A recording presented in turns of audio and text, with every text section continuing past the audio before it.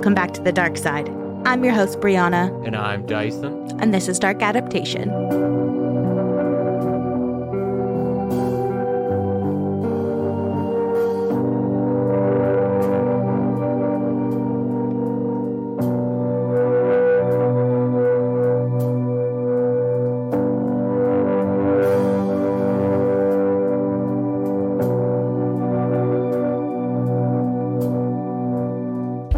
Welcome to episode 55 It's episode 55. Dark Adaptation. It's episode 55. Hi, welcome to Dark Adaptation.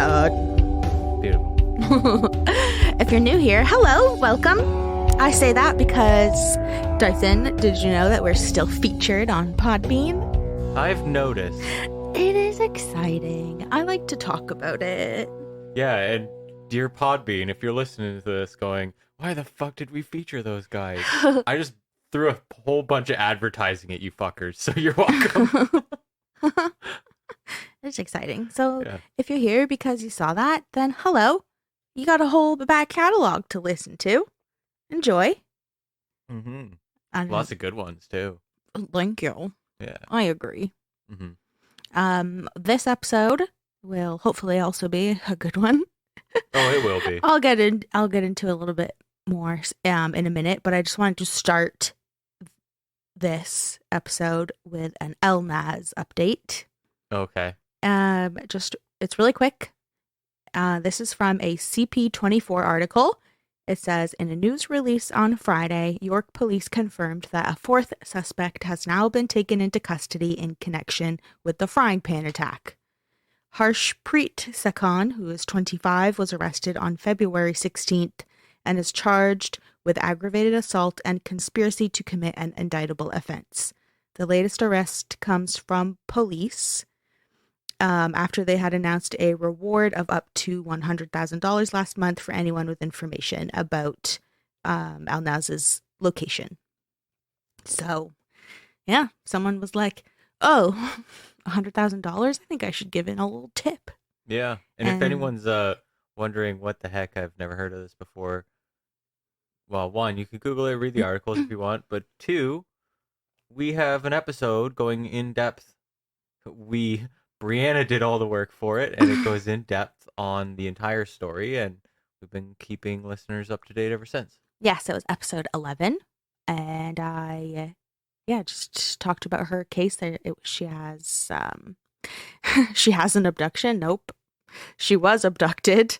Yep. Out of Wasaga Beach in Ontario, Canada. So, yeah, episode 11 will give you pretty much all of the information there is about her abduction, and this update that I just gave talks about the frying pan attack, which was an attack on her in a parking garage in Toronto a month before she was abducted. So that episode pretty much has the whole case, and then just sporadically we've been giving the little updates that have come out. Each update is also posted on our Instagram, which is Dark Adaptation Podcast. So this is another one of those updates that will be posted there. Yeah. So, yeah, we're slowly creeping towards some, hopefully, resolution with this. Yeah, honestly. That family's been working so fucking hard to make sure that this story's out there. They've been trying to get this story out through the press for a while. They've got a PR firm that they're trying to get help like on how to navigate this whole landscape. Mm-hmm. They've been working with a lot of true crime podcasts to ask them to please cover the story. Yeah, or at least share her, at least a post related to the story. Yeah, and they've got they were trying to get billboards and everything out there as well, which is really costly. So yeah, GoFundMe. Yeah, they've been using GoFundMe. But yeah, they're I was gonna say spare no expense, but what is this, Jurassic Park? They're really out there trying. Yeah, they're really just pulling all her this biggest advocate. And I forget what I was gonna say. They are her biggest advocate. They are working very hard. And yes, what I was saying is that we're like slowly creeping towards a resolution. By that, I just mean like it's nice that people are getting arrested and charged. And hopefully all of this ends with us finding her. Mm-hmm.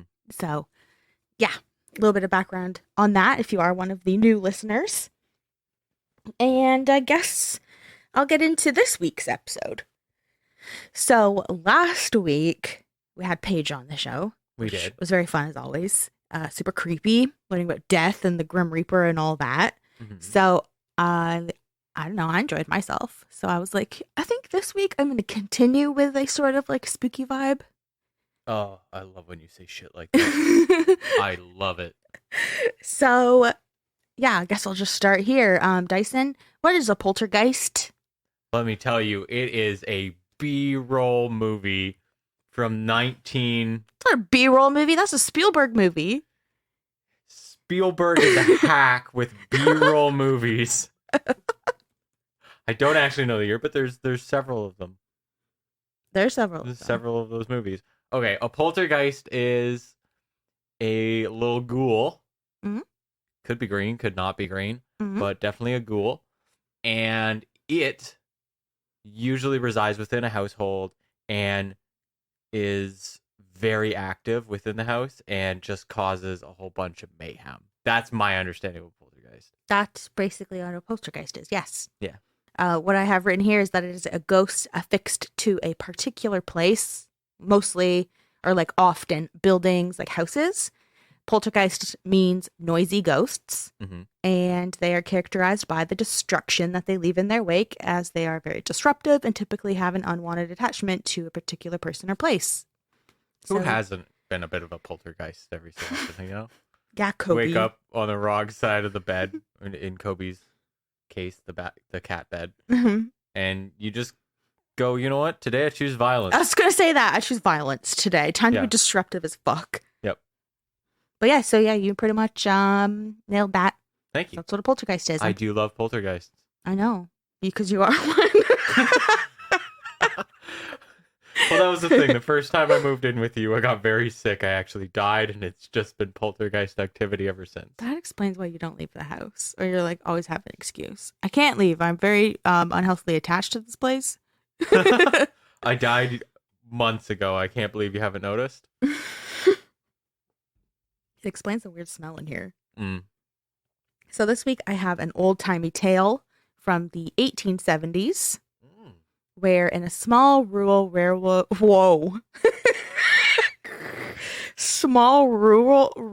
railroad community. You gotta have like some sort of like bring back Clippy.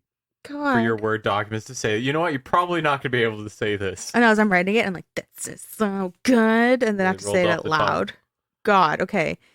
Where in a small rural railroad community in South Georgia, the Surrency family began experiencing paranormal hauntings at the hands of a poltergeist.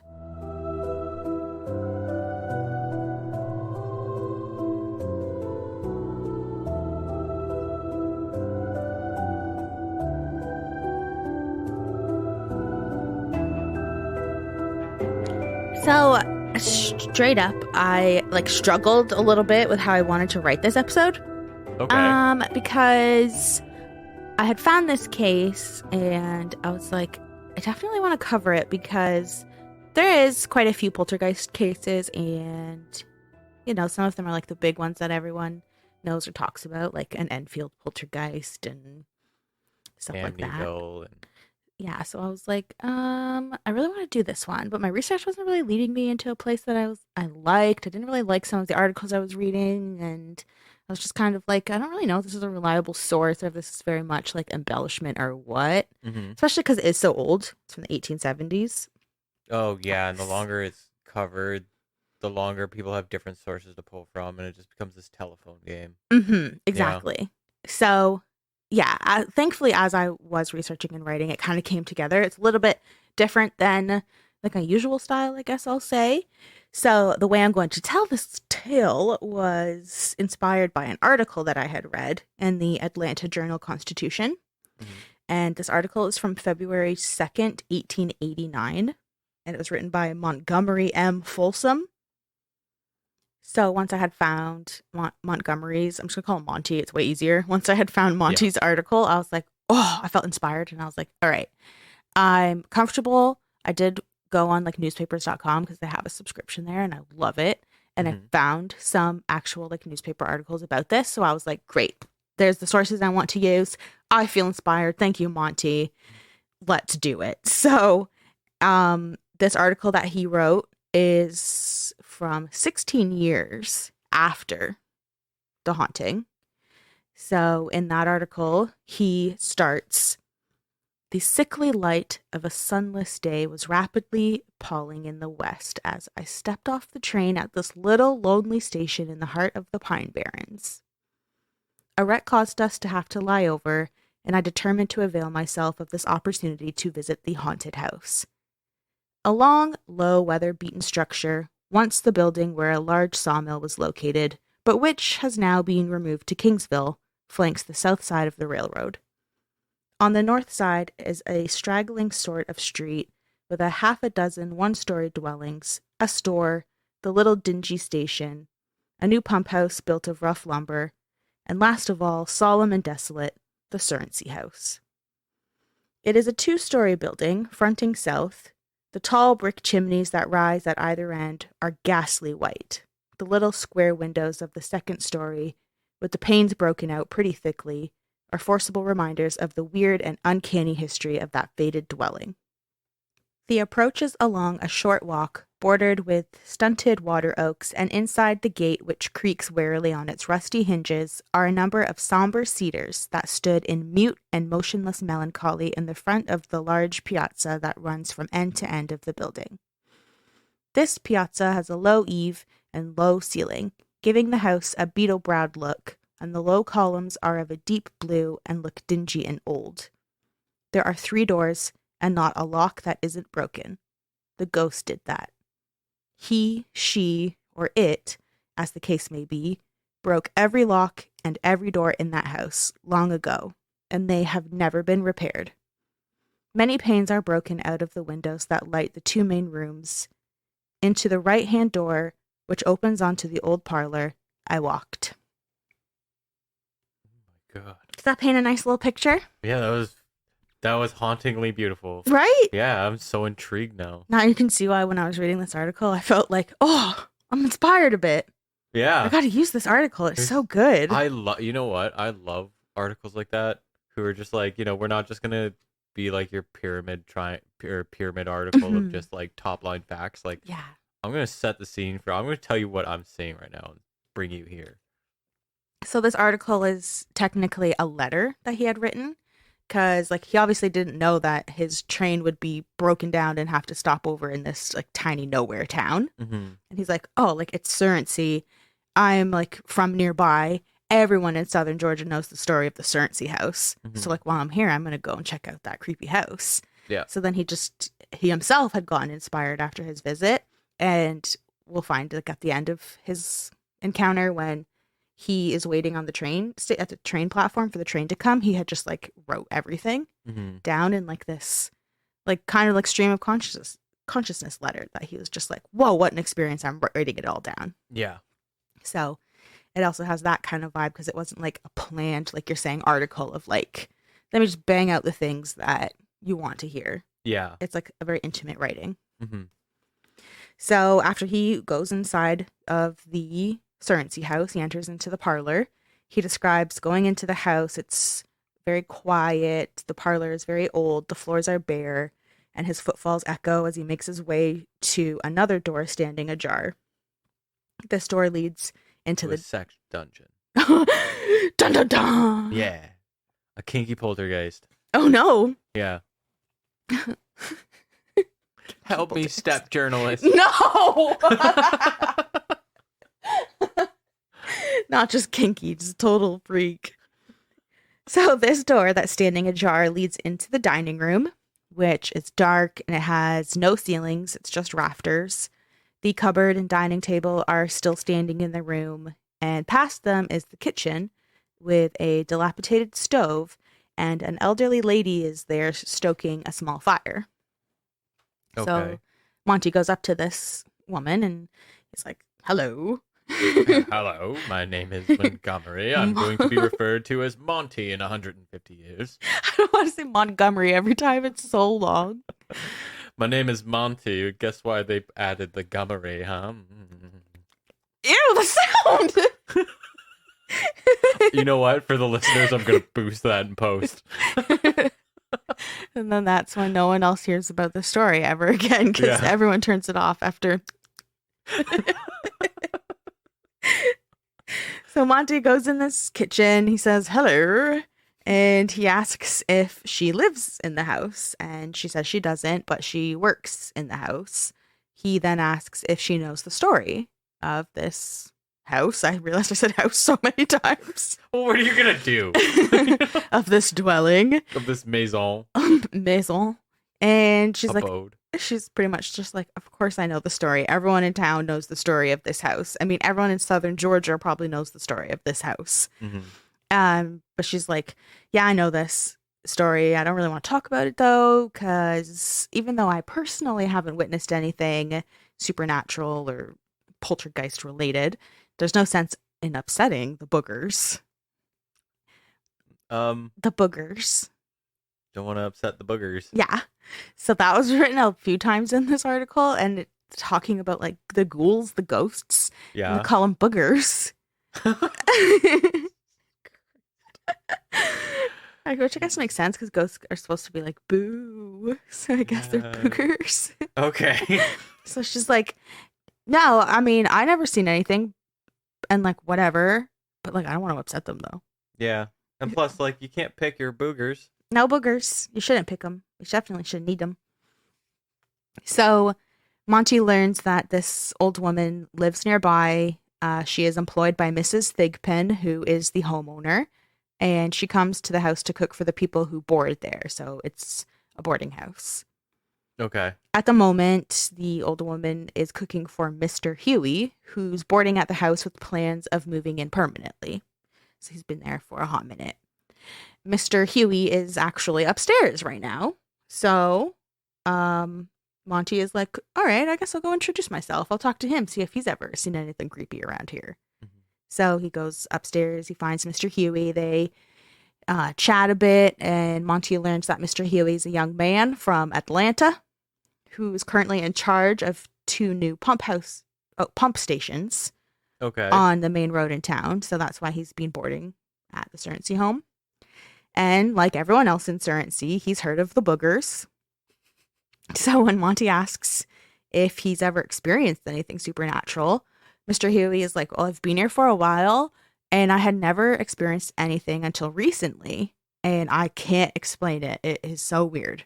Mm-hmm. Quote, imagine I just did this really bad Southern accent the whole time. I was waiting for it. No, I can't, because I can't stick to it.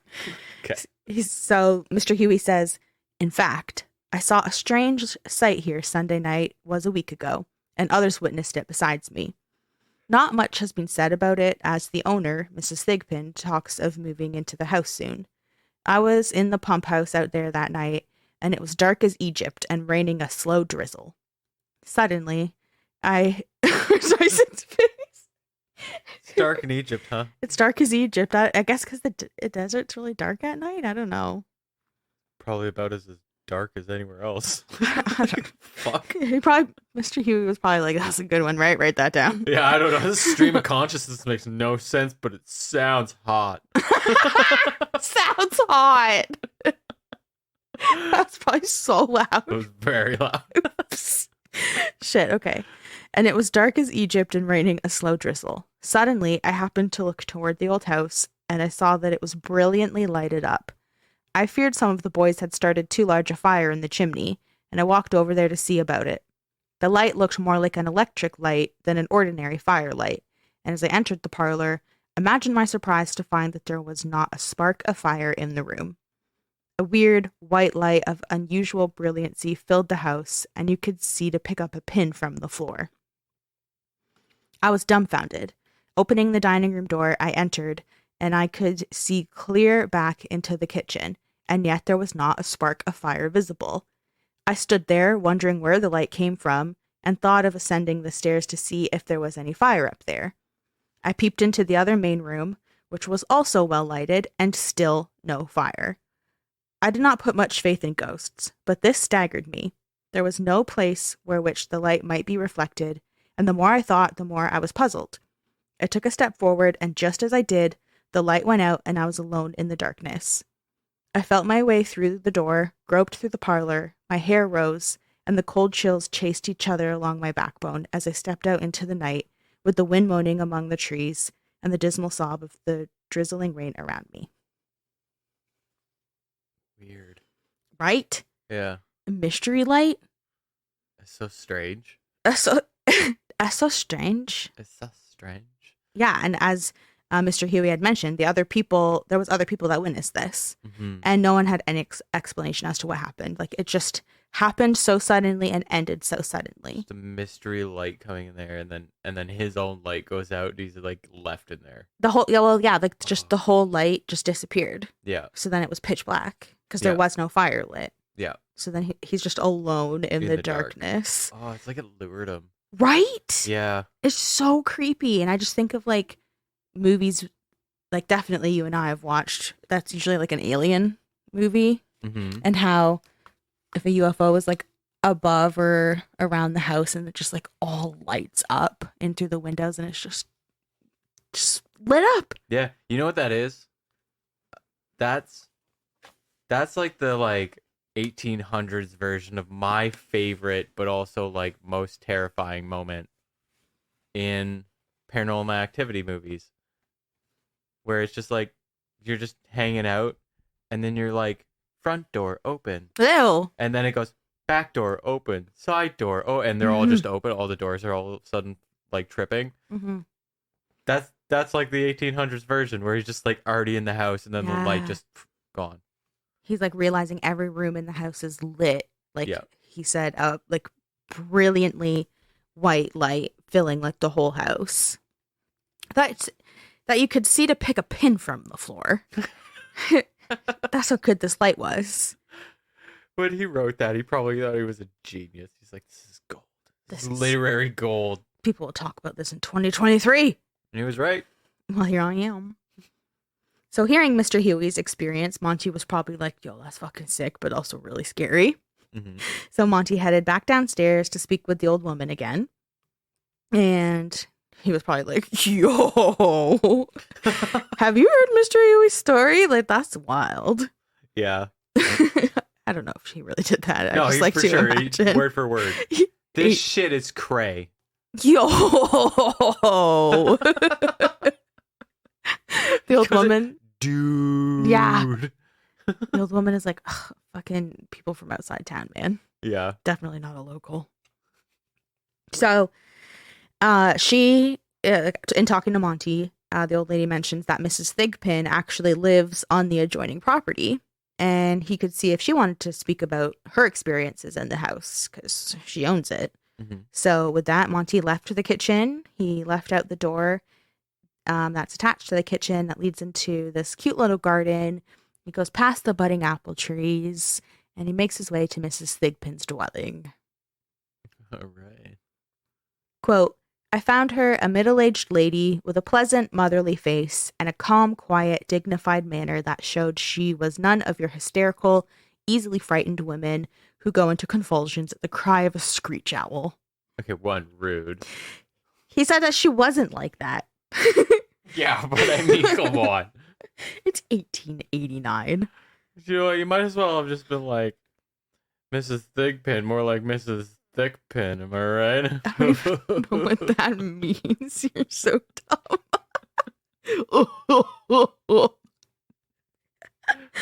So after some pleasantries and small talk, Mrs. Thigpen told Monty the story of the Surrency family poltergeist, an occurrence that took place nearly 16 years ago in the very home that she owned. All right.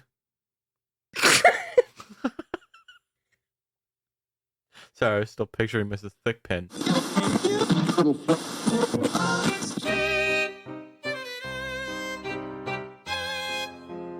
Do you like horror movies? Do you like hanging out with your friends? Do you like having a laugh? Do you like podcasts? Well, you should check out our podcast, Spoils of Horror. We're not a review show.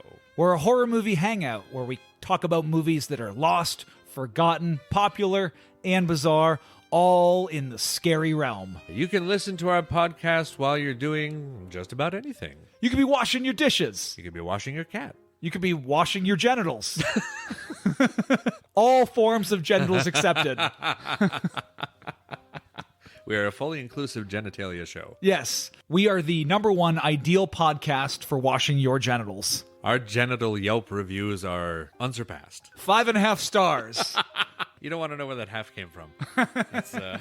Now that you know that, check us out on all major platforms. You can search for Spoils of Horror on all social media sites. Come and hang out with us. We'd love to see you. And your genitals. Bye.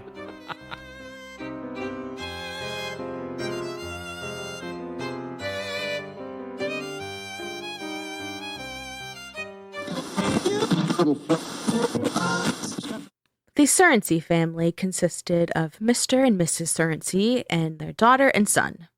They lived comfortably in the big, beautiful boarding house they owned on a nice plot of land, quote, near the railroad tracks that ran through town. Just so you know, this town, it has like a total area of less than a square mile.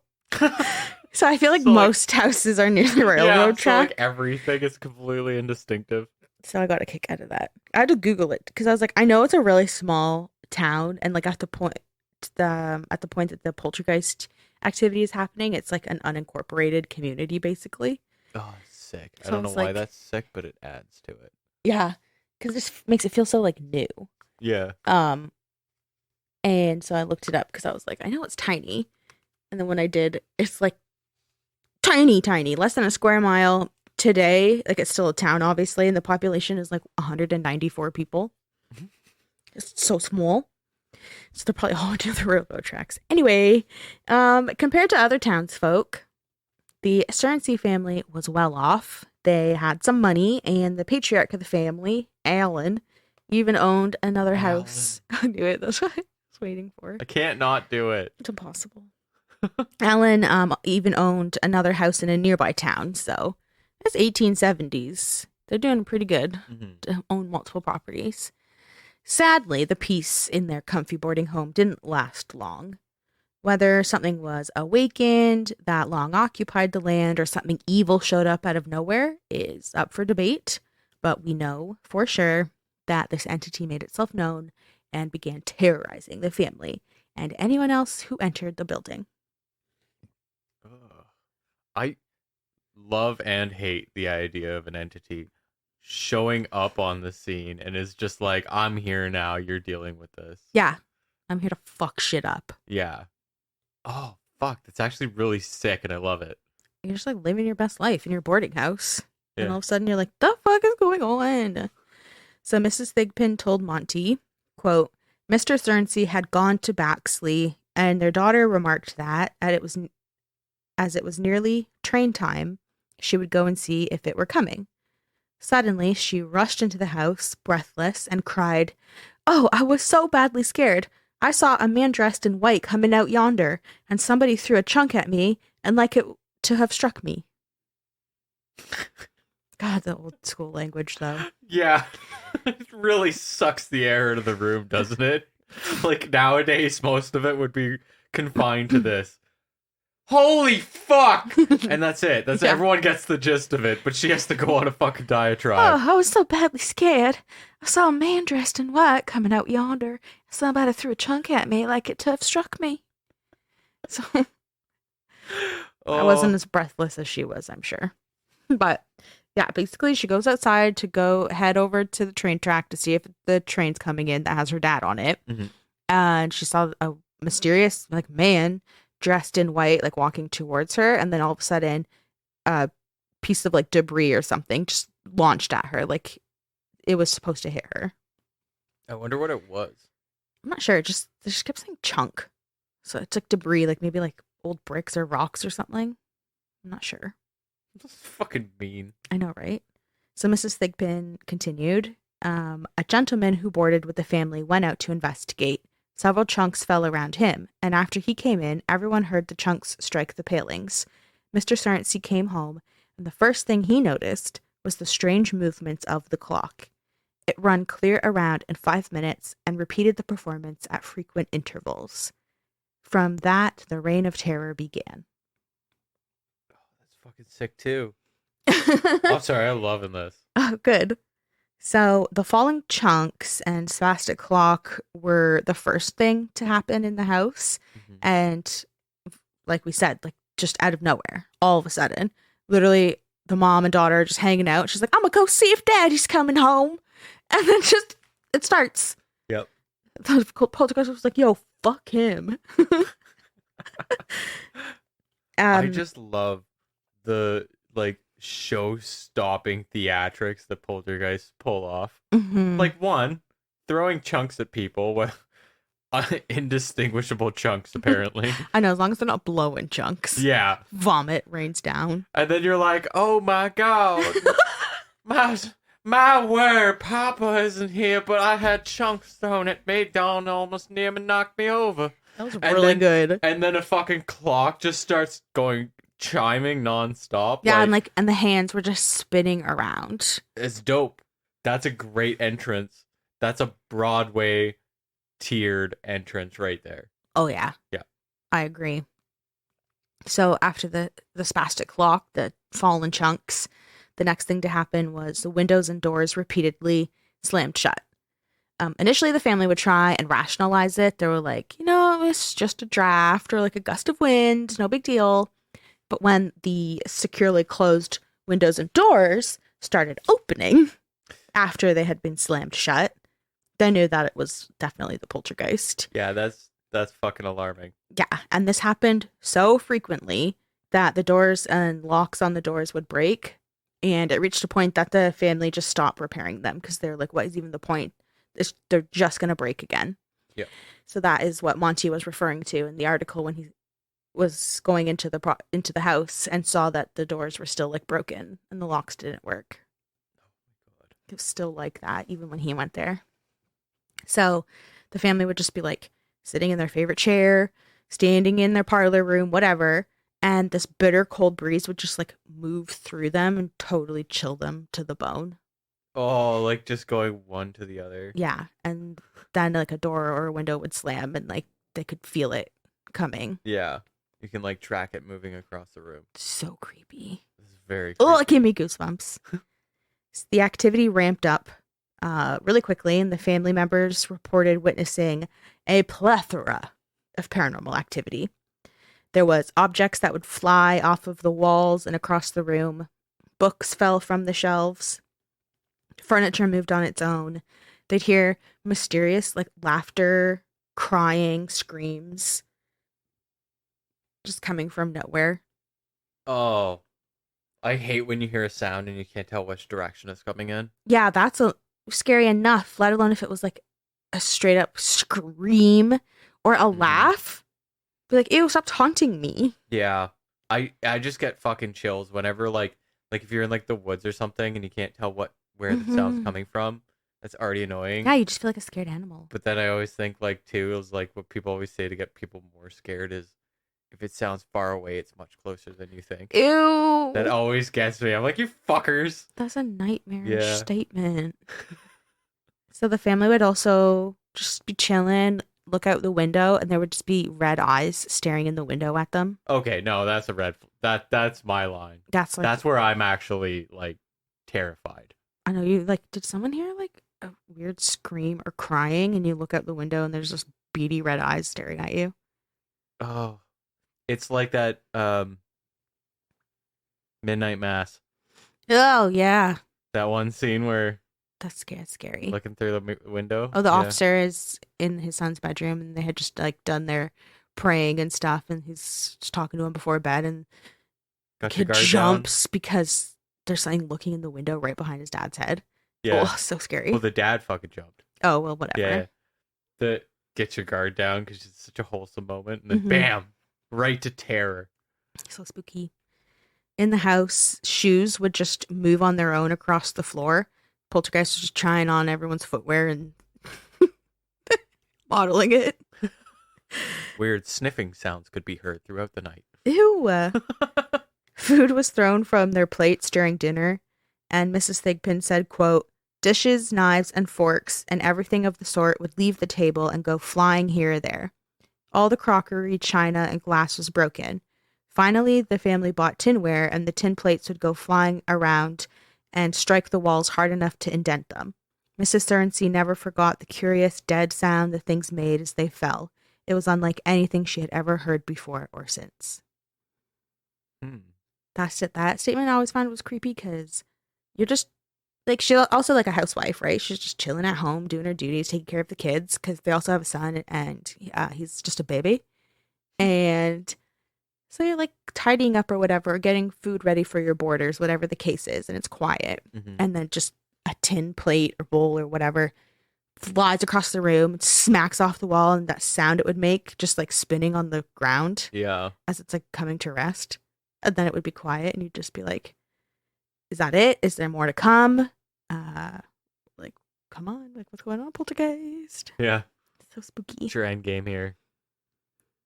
Word was spreading around very quickly about the Poltergeist. And the list of activity I just mentioned were also witnessed by people who had came to check out the haunted house. So quite a few of these things were seen by other people as well.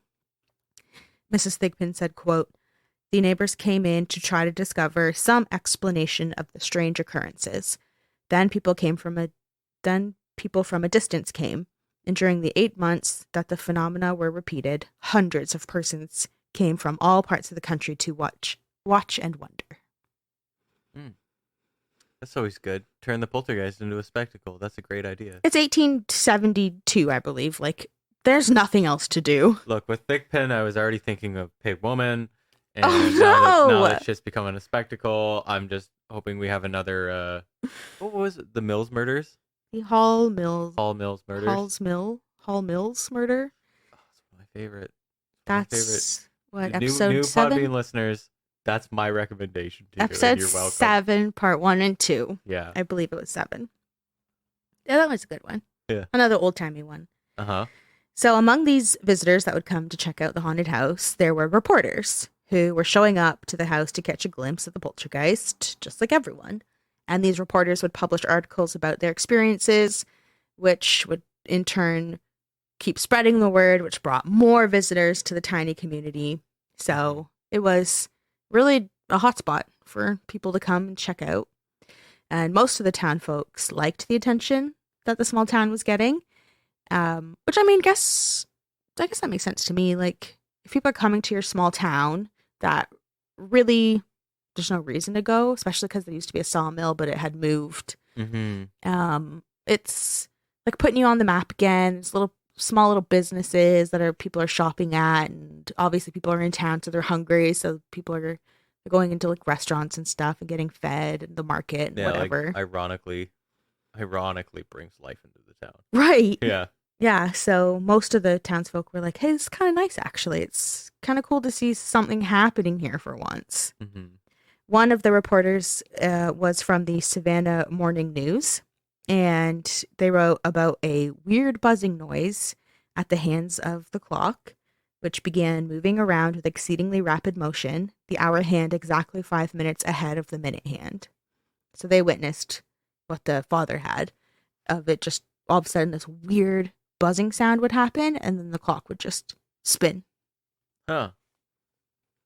Weird.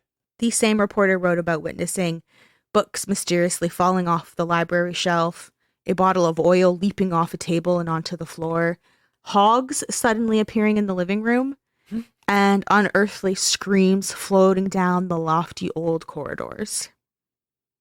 Okay. Now I'm like, didn't even put together the fact that you're like, I'm just thinking of Pig Woman, and there's hogs that are mysteriously appearing. You know what? Why does it all come back to Pig Woman? I willed it into this story. Did. So I don't know. That's the only place I've heard about the hogs that suddenly appear in the living room.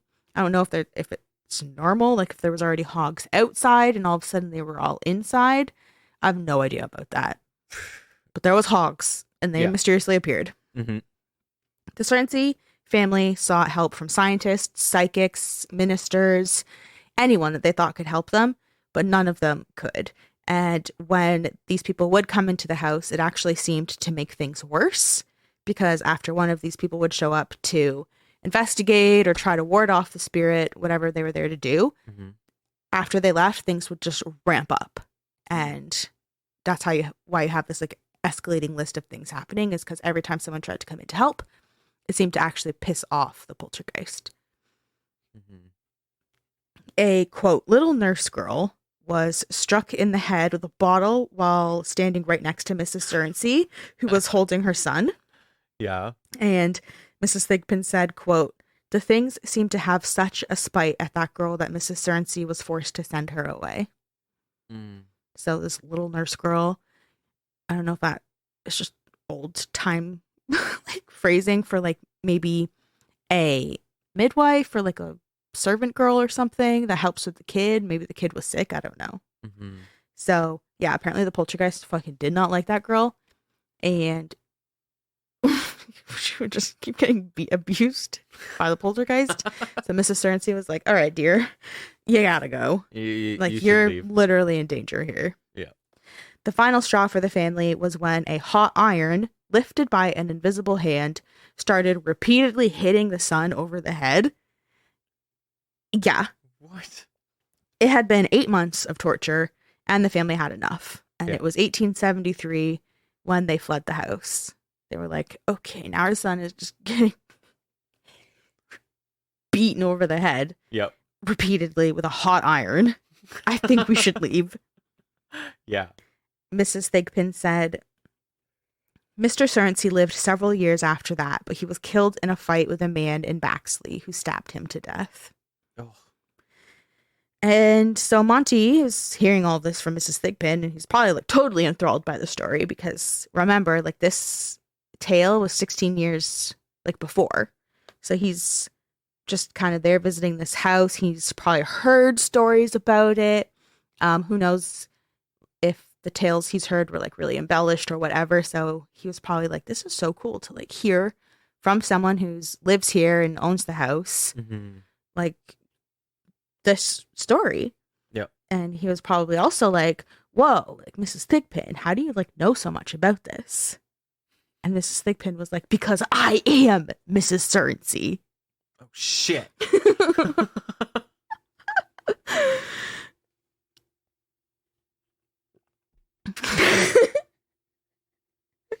don't know what kind of reaction I was expecting, but it was a little more like, what? Than that. So the last part, like, probably didn't actually happen. He wasn't like, whoa, Mrs. Thigpen, how do you know so much about this? Because, like, Monty totally knew that he was talking to Mrs. Surrency. Yeah. But I wanted to add that for my own dramatic flair. I thought you were fucking kidding. No, she is Mrs. Surrency. Oh my fucking god. Okay. Yeah. I thought you were like pulling like a twist. Like a joke twist. No, Mrs. Thigpen is Mrs. Surrency. So not long after the family had fled from the poltergeist and settled elsewhere, Mr. Surrency died. He was killed in Baxley, which is where he worked. Yeah. He got stabbed to death. So Mr. Surrency married a man named Dr. Travis Thigpen. And sadly, that marriage sucked. She said that it was very unhappy. Oh. Monty wrote in the article, quote, he wanted to make away with the property belonging to her children, and she wouldn't allow it. Finally, he left one morning saying he would return that evening, but he never came back. That was 6 or 7 years ago. He just Irish goodbye'd it. Yeah, he was just like, he obviously just wanted to use her. Like, he's married her. She's a widow. She has 2 properties at least. And he's probably like, whatever, like, you're with me now. Like, sell those old houses. I want the money. She's like, no, like, these are for my kids. One of them might be a haunted ass fucking house, but you don't get a say over this. This is from my previous life. They're for my kids. Fuck you. And he was like, and just left and never saw her again. Yeah. So yeah, that's who Mrs. Thigpen is. She had returned to the property. She lived on the adjoining property. So again, another house that she owns, and had kept the house open as a boarding house or reopened it or however that came to be, and had the old woman in there working to feed the boarders. And Mr. Huey is going to move in permanently one day. So she has like a permanent boarder there. And that's why when Mr. Huey is telling the story of like how the light was in the house and it was all lit up really bright, he said that no one's really talking about it because they don't want to upset Mrs. Thigpen because she does want to move back into that house one day. And so they don't really want to, dissuade her from that. Also, she owns it. And It's very kind of this. Very sweet. so, yeah. I'm also not going to be able to imagine that she didn't, like, rip off a fake mustache and say, like, I am her. I am Mr. Surrency. Mr. Surrency. And the fake mustache just reveals a different color mustache. She rips it off. It's like someone with, like, a wig to rip it off, and then it's the same colored hair. That would be something that's on, like, a lip sync in RuPaul. Yeah, it is. But yeah, just, I don't know. I thought I would write it that way just to be dramatic, but I hope it wasn't confusing. Monty knew all along that Mrs. Thigpen was Mrs. Surrency, but I was writing it in a way that would be like, oh, what? That's why he knows, she knows so much, because she is her. Yeah. Thigpen and Surrency are the same thing. Finkel is Einhorn. If you get it, you get it. I don't think Tyson gets it. Ace Ventura. I was gonna say, I obviously recognize your references, but seldom do I know where they come from. Like, that's a hint of familiarity to me. All right, so Monty thanked Mrs. Thigpen / Mrs. Surrency for her time, probably wished her luck with the house and the potential of moving back in, and he continued on his way. So his plan is now, like, he's seen the house, he's heard the story from the literal woman who experienced it all. Mm-hmm. So he's like, all right, I guess I'll just make my way back to the train platform and wait for my train, because kind of creeped out, and also there's nothing else to do. Yeah, there's nothing else in this fucking town. So as he's heading back, he passes some nearby cabins, and there's a man, like, I don't know what he's doing, working, hanging out, but Monty stops to talk to him, and Monty asks about the Surrency house, and the man kind of, like, looked around really quickly, like, he was a bit scared, because he's like, oh, the locals say that there's no spirits around here, because, people are just trying to not hype it up as much. Also, you have Mrs. Thigpen who wants to live in the house one day. And it's so adorable that everyone in the town is trying to, like, keep it on the down low so that she can feel comfortable enough to live in the home she wants to. Yeah. Also, sweet. like, she's just a middle-aged woman. She's had a pretty crazy life so far. Yeah, she's a real spinster. So, yeah, this guy, he, like, looks around. He's like, oh, fuck. Like, people say there's no spirits here, but I'm telling you, there is. Because I've seen some spooky shit around this property before. There's, like, an old well nearby. There's an old shed nearby. And then from inside the well, I hear, like, strange noises and groaning sounds. A spooky old groaning well. Ew. And near the shed, he said that he saw a man slowly walking towards him. And when he was, like, trying to focus on the man, like, the fuck is that? The man had no head. Oh. And he said that people that live in the area stay away from the woods that are around the property. In the beginning, I talked about how Monty was approaching, and it's like these old cedars, and there's just this quiet, dead, like, trees and stuff. So that surrounds the property. And this man that Monty's talking to says that people do not go anywhere near those woods. They, especially at night, because people have heard something roaming around in them, and no one ventures into or near the woods after dark, because, like, you'll probably fucking die. That's probably a pretty good rule. Yeah. So he's like, man, people around here want to try and play it down, but I'm telling you, I hang out near these cabins all the time, and there's some fucking scary shit that goes down. Yeah. Like a man with no head. Yeah, and I yelled, how's your head? And I just yelled back, no complaints. No, the groaning well said it. So Monty thanked the man for his time and continued on his way to head back to the platform. And as he waited for the train, he wrote this letter, which would become the article that I'm quoting from, as I mentioned. And to end the letter, Monty wrote, Surrency House is the very abomination of desolation. It is too lonely to be picturesque. Oh, he just shits on it. Signed, Monty. Oh. Her F. Dyson. Love, Monty. Love Theodore Roosevelt. So I think he signed it off that way because he was scared. I think he was very creeped out. Yeah. Because I didn't write it down, but there was also a part in the letter where when he got to the train platform, he had time to write this letter because the train wasn't there yet. Mm-hmm. And it was dark out by this point, and he had been just hanging out on the platform, and he saw this like thing walking towards him that looked like it had no head. Oh and my he had God. just heard the story from the man at the cabin. Yeah. And so he was like petrified and was like, he said he was like reaching for his revolver because it's fucking 1889. Everyone has a gun on them.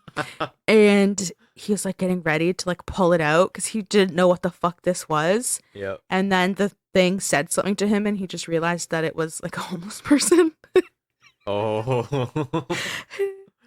And he was like so fucking scared. He thought a headless ghoul was coming towards him alone on the platform. I was this close to going to prison. And then I forget what he called them, but they're like a patrolman basically that is on the train platform, and he just came over with a lantern and like shooed the homeless person away. And then right after that, the train came. Yeah. And so he got on the train and said, Surrency House is the very abomination of desolation. It's just too lonely to be picturesque. All right. Yeah, that makes sense. So I think he was just very scared. Yeah, he was scared and embarrassed and a little mad. Yeah. Like, fuck. Didn't know what to expect, but I did walk into a place that's like a fucking haunted ass area. Heard from like the woman herself about the story. Was told by a man that he's seen a headless ghoul. I thought I saw a headless ghoul. I'm in over my head here. I can't wait to fucking get out of this creepy ass town. Yeah.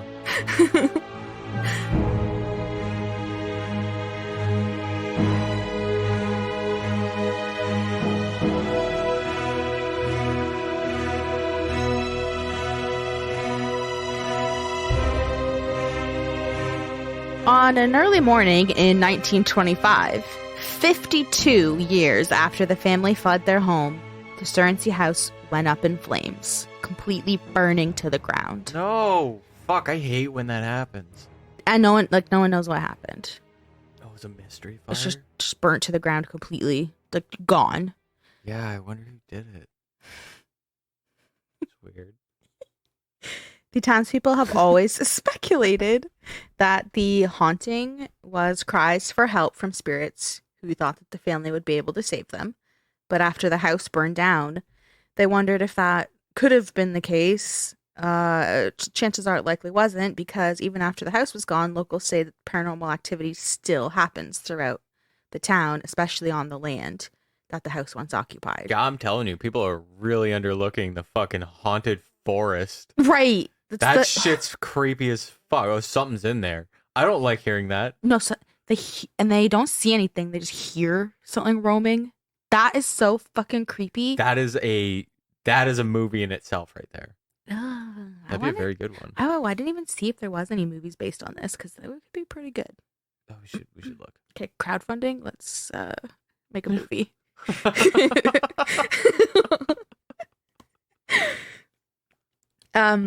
So, classic when it comes to a story or tale, whatever, about land that is haunted, especially like a little town. Mm-hmm. The first theory is that the land is haunted because indigenous people occupied the land first.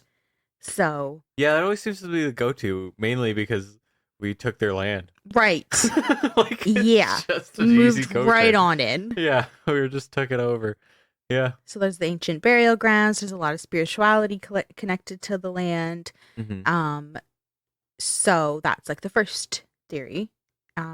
Especially in this area of southern Georgia, there was evidence of truncated earthworks pyramids, otherwise known as platform mounds, hierarchical chiefdoms, and intensive village-based maize horticulture. All of that has been recovered. Okay. This points to the South Appalachian Mississippian culture, the last of many mound-building Native American cultures, which lasted from 800 to 1500 AD. Oh, holy so, shit. Okay. Fucking long time ago. So in all parts, all over the place in southern Georgia. evidence of this tribe has been found. That's so long if you think about it. 800 to 1500 AD, and that's the last of the mound building people. Mm-hmm. So even before that, there was mound building tribes. I don't know if it was in southern Georgia, but this one specifically is. Yeah. And then you fast forward to the time of colonization, Cherokee, Yamasee, and Hitchiti tribes lived throughout Georgia. And these tribes were associated with the Guali tribe to the east and the Timucua to the south. And archaeology shows that these tribes were in this region, where Surrency is, from the 12th century to colonial times. Okay. So a lot of history there with different types of indigenous people. Lots of time to spark a haunting. Yeah. Tons and tons of time to have a burial ground, ancient burial grounds all over. Ton of time for different cultures to have spirituality connected to this land. Yeah. That's theory 1. All right. I like it. It's a good one. Also a quick little education session. Yeah. Another theory about, the haunting relates to a, quote, geological mystery that was discovered below the surface of Surrency. In an article in the AJC, which is the Atlanta Journal-Constitution or whatever. Oh, right. Yeah. So, yep. I had said it earlier. I obviously just wrote AJC because I was too lazy to type it out. So this article from that newspaper, written on May 24th, 1987, by Charles Seabrook. Charles writes, quote, quote, and I quoth. And I quoteth, deep, very deep, in the heart of South Georgia. Bone chillingly deep. Deep, very deep, in the heart of South Georgia, miles beneath the tiny crossroads town of Surrency, lies a mysterious, newly discovered geological formation never detected anywhere else in the world. Geologists say the Surrency Bright Spot, 9 miles beneath South Georgia's piney woods, may be an ancient reservoir of water or other fluid formed by the collision of North Africa and North America. About 500 million years ago, the two continents collided, forming the Appalachian Mountains. Sometime during the collision, water or some other fluid may have trickled deep into the zone between the continents, forming the Surrency Bright Spot. So that's from the article. Oh, so it's like the water's underground, underneath that creepy ass forest. I'm telling you, that's it right now. So, Doctor, that ghoulish fucking water is haunted as fuck. It's obviously got the souls of the dead in it, and it's just physicalized into the fucking trees. And they don't know what it is, so it could be water, it could be something else. They have no idea. Yep. And it is beneath Surrency, so yeah, right where the woods are, the haunted houses, the train tracks, all of it. Yep. It's because it's 2 miles wide, so it's bigger than Surrency. Okay, yeah. Because Surrency, like I said, is less than a square mile. Oh, I'm telling you, that's fucking it. So Dr. Larry Brown was part of the scientific team that discovered the formation, and he and his team found it because in the 80s they were detailing the Earth's mantle. So they learned the formation is about 2 miles in diameter, and it's shaped like a, quote, contact lens. So it's like a little bowl, kind of. Right. And in order to detail the Earth's mantle, scientists beam sound waves into the ground, and they can calculate what the depth is, waiting for the reflection to come back up. Oh, okay. So they beam it down, it's reflected back to the surface. These, whatever they are, spikes are recorded on a graph, and then that's how they found the bright spot, because they're going through, and it's usually anywhere from 20 to 30 miles deep, and then all of a sudden it's 9 miles deep, and they're like, why is it only 9 miles deep here? This is fucked up. Yeah, it's very weird. And that's when they coined it the Surrency Bright Spot, and it's not bright because it's emitting all this light or anything. They just call it bright in terms of the way that it's reflecting the sound back on the chart. Yeah. So scientists, like I said, they don't know exactly what this bright spot is, It appears to be a subterranean pool of water or other liquid, but scientists are conflicted by that because... I just need them not to say that. What? Or other liquid. Or other fluid, liquid, whatever. So... What? What the fuck else would it be? Well, I'll tell you. Okay. So, scientists are conflicted by it being a subterranean pool of water because heat and pressure at those depths, so 9 miles into the earth, it's at that point so hot and there's so much pressure. So, it doesn't make sense, especially for like fucking hundreds of millions of years, that this pool of water just exists because it's nearly 500 degrees Fahrenheit. And, quote, pressures are great enough to flatten the sturdiest truck like a pancake. Oh, holy fuck. So they're like, if there is water here, how is it just sitting there? It's fucking 500 degrees. It would just be like a boiling point or have been completely evaporated. It doesn't make any sense. So Dr. Brown says that if it isn't a pool of water, it could be like a liquefied gas, such as carbon dioxide or methane or liquid helium. But he says, again, because of all this pressure and temperature, they don't know. And because of the temperature and pressure, they're like 99.9% sure that it's not oil. Because that's really deep. Oil's not usually 9 fucking miles deep into the earth. Yeah. And even if it were, it's impossible to recover. It's impossible to know what this is because you can't go that far into the fucking earth. I also don't want to see anyone fucking try because it sounds like it's a fucking like cooker pot. Like it's just gonna So they're like erupt. All you can do is speculate on what it is, and people are just like, what? Like I don't fucking know what it is. There's nowhere like this that's been found on Earth yet, and it's just creepy. Yes, I don't like that. It's fucking weird as fuck. I know. So yeah, there's a little history lesson on the bright spot. But to bring it back to the haunting, when the mayor of Surrency in the 80s heard about this, the article says, quote, Surrency Mayor Stanford Tillman, first informed of the unique geological feature last week, has his own theory. Quote, it might have something to do with the Surrency's ghost. If this town is known for anything, it's for the ghost that supposedly haunted the old Surrency house. A lot of us always suspect that the goings-on had something to do with unusual magnetic activities in our area. The discovery of this formation is very exciting. So, the formation could also account for other hauntings that happened in Surrency. According to a small article in the AJC from February 28th, 1883, quote, Montgomery County is wild with excitement over another Surrency case. Mr. Adams' house was attacked by evil spirits rapping at the side of the house. Mr. Adams tore down the ceiling and the plastering of the house, seeking the cause. The people are flocking by the hundreds about the house, terror-stricken. So another apparently like poltergeist haunting happened at this dude's house. Them to tear down the ceilings. Yeah, to try and figure out what the fuck was tapping everywhere. Imagine. Okay, well, we're in a fucking room right now. Imagine you'd hear tapping distinctly in your ceiling. No.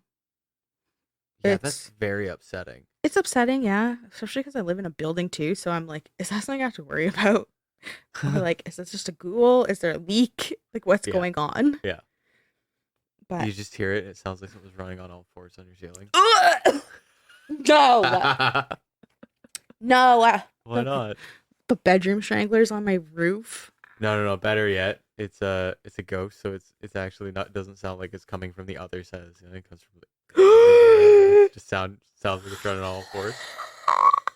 I'm telling you, man, I should be a horror movie director. I'd be fantastic. It was easy to relate to a ghoul when you are one. Why? But yeah, so the theory is that the reservoir, the formation, whatever, the anomaly, could have caused these like quote hauntings. Maybe there was disruptions from electromagnetic fields. Maybe it was causing some sort of tremors stuff like that. Gateway, it shouldn't be opening. Yeah, like a creepy little gateway, a portal, a little subterranean portal. The gateway would make a great story because of the fucking loop-in with the well. Mm-hmm. Yeah, the well is always moaning. Maybe that's like, maybe no one even knows, but this well actually goes 9 miles into the fucking depths of Earth. Yeah. Into the subterranean pool of mystery liquid. Oh, this is gold. This is gold. This should be a movie already. I want to see it. I want to see this movie crowdfunding. Directors of Descent, are you listening? Oh my god, I would watch that. Yeah. Yes. It could be anyone though, because The Descent's really only the good movie that director made. But so, where was I here? Tremors, electromagnetic fields. Yeah, so like maybe that's what's happened in Surrency with these supposed hauntings from the, turn of the fucking 19th century. Yep. This mystery anomaly that still no one knows what the fuck it is because you can't go down that deep into Earth. All you can do is speculate. Mm-hmm. The only thing is like the poltergeist seemed so aggressive. Like it was slamming doors, and there was that hot iron that like apparently got picked up and was repeatedly smashed over the guy's head. Yeah. So like, how's that from an electromagnetic field or a tremor or whatever? Like maybe some of the accounts could be because of it, but there's still some weird things going on. Yeah. Or maybe I don't know, like, the poltergeist itself is from the bright spot. That's what I was thinking was like, so, people go, well, electromagnetic fields, like, I've never really heard anyone say like, well, the electromagnetic fields are an excuse for having perceived the phenomenon. They're usually a conductor Yeah, for the phenomenon. Thank you. So, That's like, the word I was looking for. So like, I mean, if someone was going to be like, oh, well, that explains the whole thing. It's not poltergeist, it's electromagnetic fields. I'd be like, maybe for the clock, but were you listening to the rest of the story? Like, yeah, exactly. Like doors broke and shit. So I think slamming shut and then opening again. Yeah, and like and stuff locks flying are off breaking bookshelves and tinware flying across the room like a frisbee. Yeah, so I think like red eyes in a window. That's the worst part. A headless man. Nah, it's still the eyes for me though. Screaming, crying, laughing from nowhere. Yeah, something roaming in the woods. Also good. Like that was my foot. Oh, okay. I was like, I heard a tapping. Scared you by creaking. I heard a tapping, a creaking. Something creaks over yonder. But yeah, maybe it's like a catalyst. Yeah, like it's a conductor. Yeah, it just brings them in. And that is actually how I feel about it. Because it's very clear that the bright spot is obviously spooky and weird as fuck. But the poltergeist, I think, is still like its own thing happening here. And it could be as a result of the bright spot. But the town itself has seemingly always been a hotspot for weird paranormal activity. So for years, I'm talking over a century, people have reported seeing the Surrency ghost light. So this is actually a light.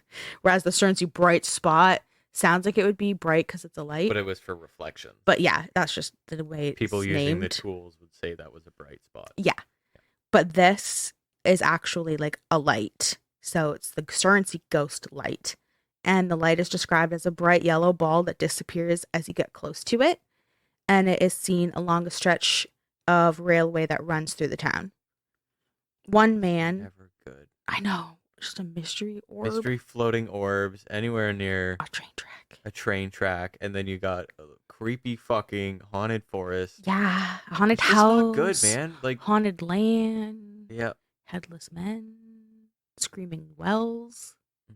Moaning wells.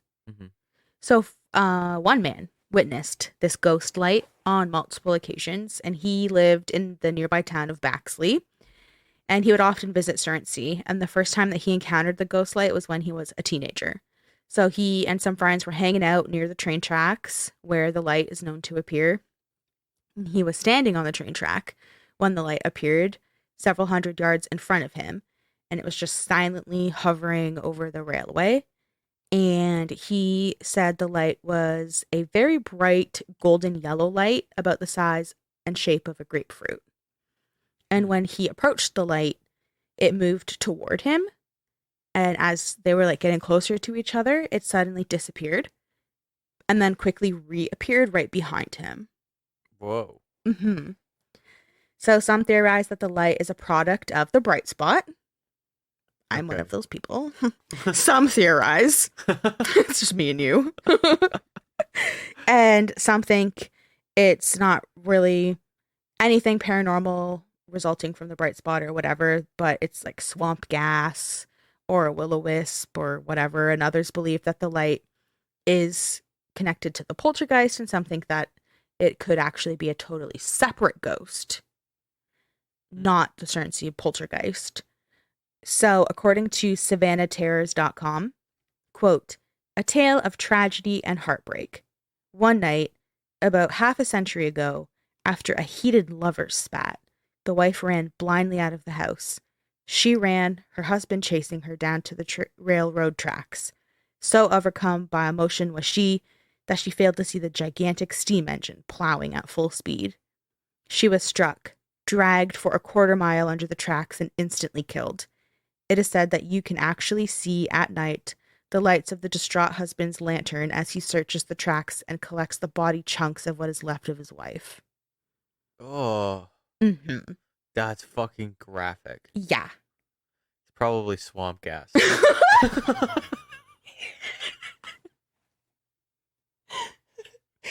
So Dyson's on the side of the fence that's swamp gas. I'm not. Sorry. I actually, if anyone thinks it's swamp gas, I just want to admonish you for being such a fucking milk toast of a person. You boring sack of crap. There's literally an anomaly below you.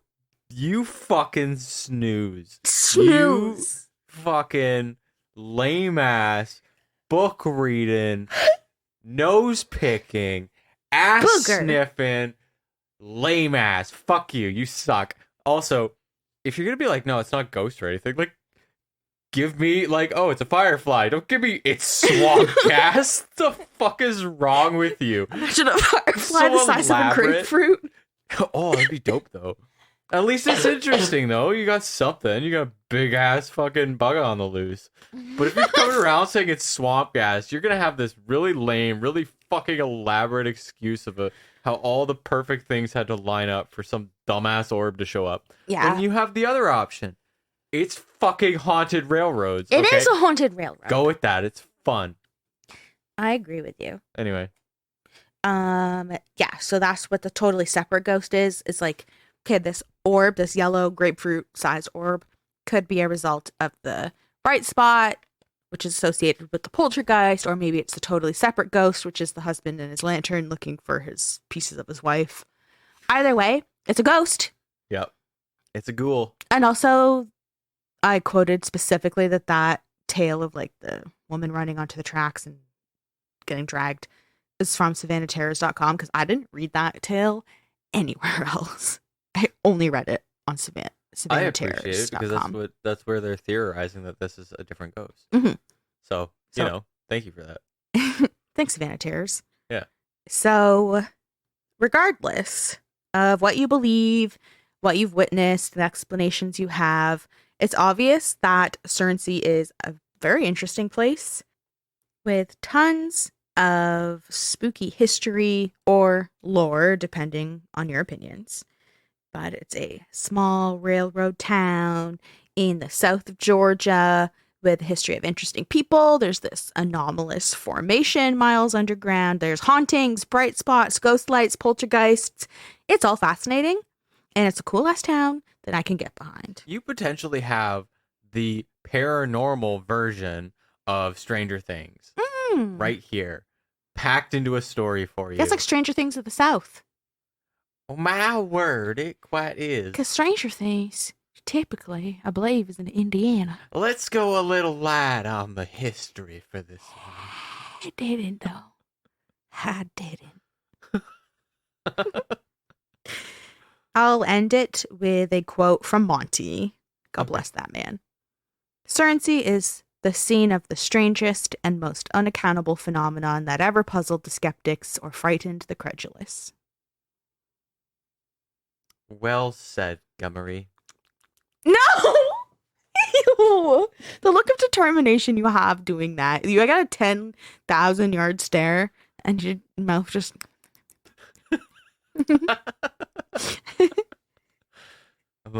So yeah, that is the Surrency family poltergeist, but more than that, I guess. It's kind of the Surrency hauntings.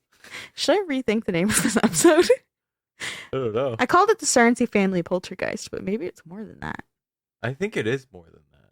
Oh shit! Okay, the hauntings of Surrency. Okay, I gotta workshop the hauntings of Surrency sounds sick though. Okay, because I already made the cover art and sent it to you, but I think I'll have to make a different one and name this thing different. Oh yeah, because it is more than. Because that's where that's how it started. In my research was like, okay, there's this family that had a poltergeist, and then it just fucking.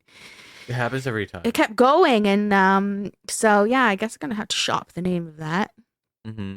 But hopefully you enjoyed it. I loved it. I didn't even really know where it was going until like an hour before we were recording when I finally finished writing. I really liked how it started, like from like where I could see where you started, and I like how it branched out like that, and it became this like whole larger picture thing. Mm-hmm. It was really interesting. So that's what I mean when I was saying like it's kind of written differently than I usually would, and or if you ask the like really boring people, it was all just swamp gas. Wow, what a waste of fucking 8 pages of writing because it was obviously just swamp gas. You fucking idiot.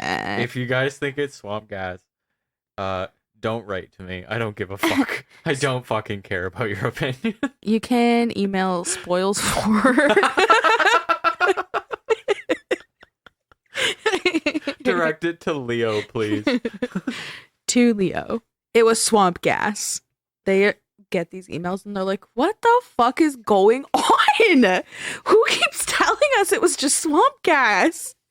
They're like, are they saying I'm swamp gas? Yeah, please go to their webpage, whatever, their Instagram, and just let them know it was swamp gas. Oh my god, that would be so funny. Yeah. Oh lord.